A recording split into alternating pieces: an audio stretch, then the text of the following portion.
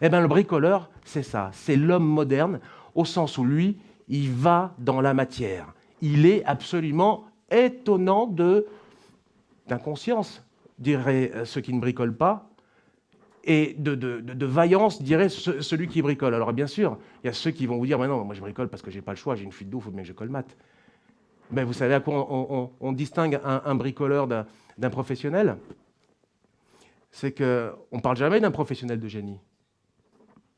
Tandis que le bricoleur, c'est toujours celui qui a fait avec ses mains.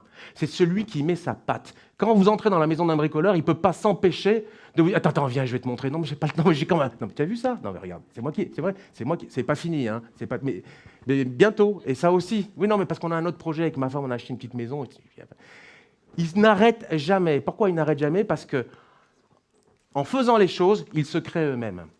Ils se créent eux-mêmes parce que le bricoleur, c'est celui qui répond à la demande symbolique, puisqu'il est un symbole lui-même, donc qui répond à la demande de ce que c'est que l'homo sapiens sapiens. Sapiens sapiens, c'est savoir, hein. Mais avant ça, c'est habilis. C'est les mains. C'est les mains.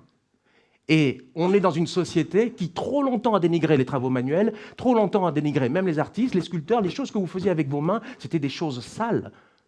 Si vous aviez les mains noires, c'est que vous n'aviez pas l'intelligence pour rester dans les castes supérieures.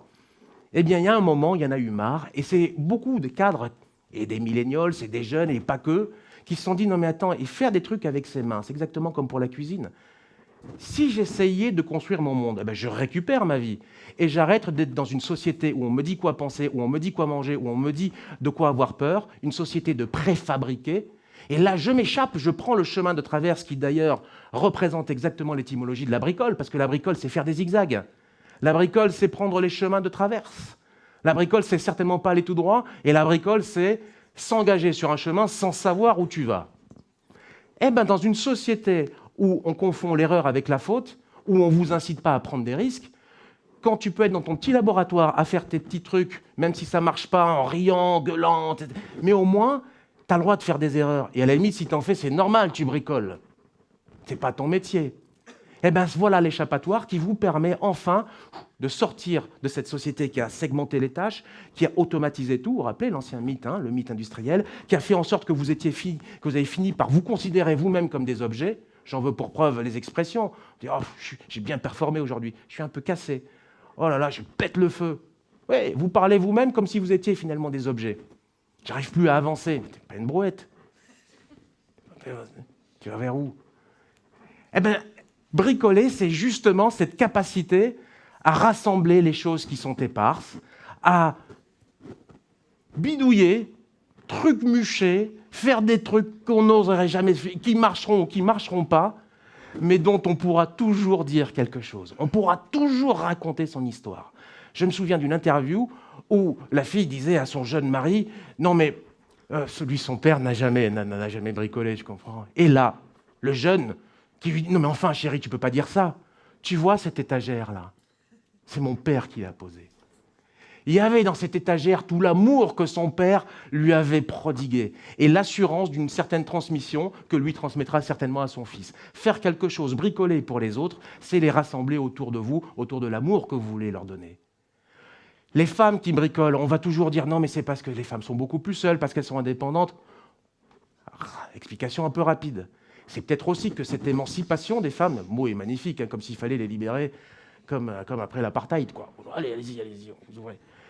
Non, c'est juste que tous les travaux ménagers domestiques étaient considérés comme pas des travaux, mais c'est l'entretien, c'est faire vivre la maison. Tout d'un coup, le bricolage, c'était devenu ça. J'ai dit, bon, mais d'accord, alors si je fais le ménage, je peux aussi bricoler? Non, c'est un truc de mec, ça. Non, maintenant, c'est aussi un truc de nana, à un point tel qu'on a vu dans l'enquête que le petit mec en salopette, il pouvait être aussi sexy, finalement, que le pompier. Et inversement, la nana en salopette rose, ça commençait à le faire. Alors, est-ce qu'on passerait du mythe de la soubrette à celui de la bricoleuse? Il y avait qu'Alain Chabat dans les années 90 qui avait pu oser le faire, avec son DVD Les Bricoleuses, pour ceux qui connaissent. Je vois des sourires amusés.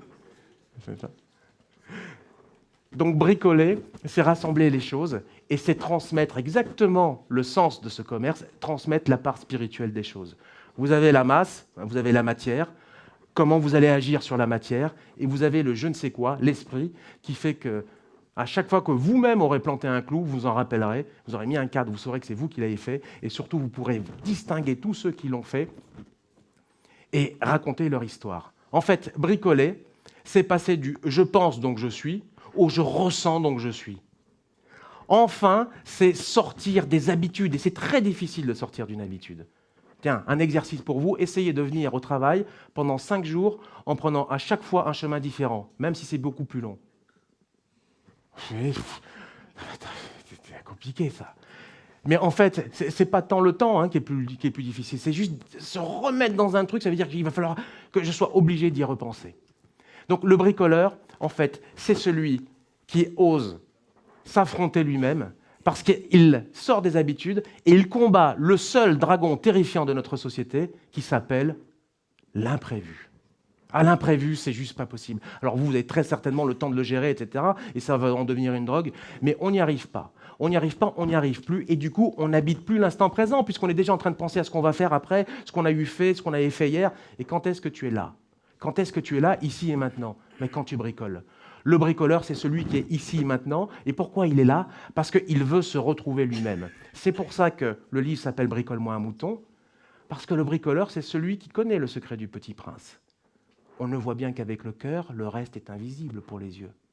Mais le bricoleur, c'est aussi Ulysse. C'est l'archétype de l'homme moderne, c'est certainement ce que vous êtes ici aujourd'hui. Ulysse, c'est le contraire d'Œdipe. Œdipe, il a un problème, et pour le résoudre, il va tourner en boucle, et revenir, et revenir, et revenir encore. Ulysse, c'est celui qui a 1000 problèmes, qui n'essaye jamais d'être le plus intelligent, mais toujours le plus rusé, qui n'essaye jamais de vaincre, mais toujours de contourner, qui n'essaye jamais d'espérer, mais de continuer à naviguer. Ulysse, c'est l'homme qui part d'un endroit pour revenir chez lui, après avoir passé énormément d'épreuves, sans jamais avoir voulu, 1, brûler les étapes, et 2, ne pas respecter les autres, et même tous ses ennemis. Quand il rentre chez lui, plus personne ne le reconnaît, comme un bricoleur sur un chantier, sauf le chien, parce qu'il l'a senti.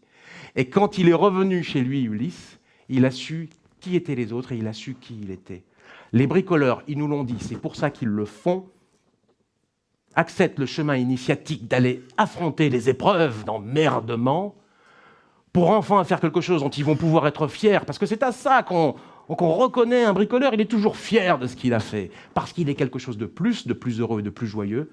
Le bricoleur, c'est l'archétype de l'homme moderne, parce que c'est celui qui n'a pas peur, qui ne confond pas l'erreur avec la faute. C'est celui qui aime les autres, qui se construit lui-même et qui pense, à son tout petit niveau, construire le monde. Je vous remercie.